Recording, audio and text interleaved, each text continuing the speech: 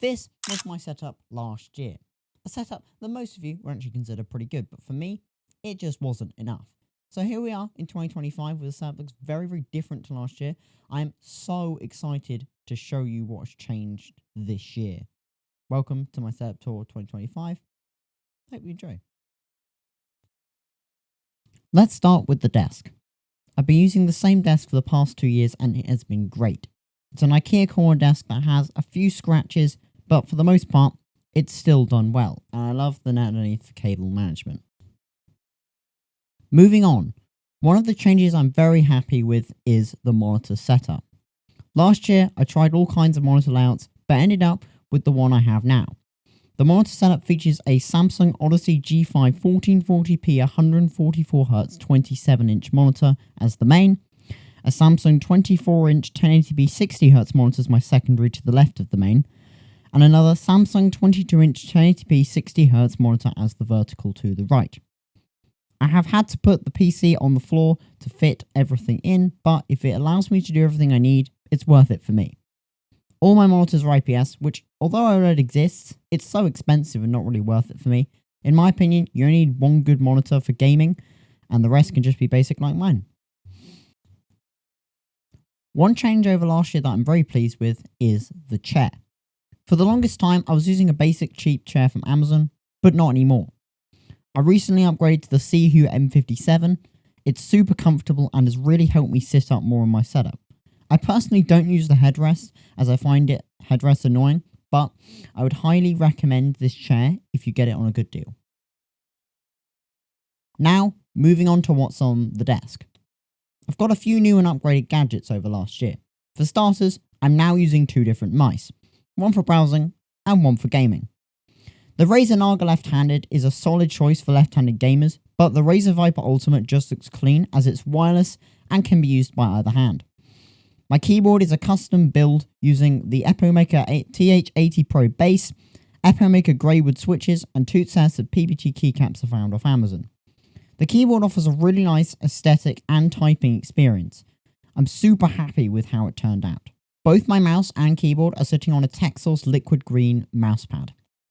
I would recommend his mousepads as, having been using one for many months, it is really high quality for the price. I also have a charger for my phone along with my most recent addition, the Stream Deck Plus from Elgato. I absolutely love this thing as it makes controlling your setup so much easier and simpler. And with the XLR dock in the back, it offers nice audio improvements too. I'm also using the Razer Wolverine controller and it's not bad, but I'd like to change it soon. I use a lot of audio gear and it's all changed from last year. For my speakers, I'm using the Kanto YU2s as they sound fantastic and have a nice form factor considering their quality. For headphones, I decided to pick up the Beyerdynamic DT990 Pro Limited Black Editions because they offer latency-free, wide audio and they are super comfortable due to their open back design that allows me to hear myself while gaming or streaming. Finally, for my microphone, I bought the FTUS SL40 in November of last year, which combined with the Stream Deck Plus XLR dock sounds phenomenal. I've tuned it so well that the audio that you're hearing now is the raw mic input, so this is what I sound like on calls as well. The microphone is attached to the Elgato Wave Mic Low profile arm, not the Pro, which is great because I can easily tuck it away when I'm not using the microphone. Going from the Logitech C920, the Elgato Facecam Pro blew me away and continues to do so.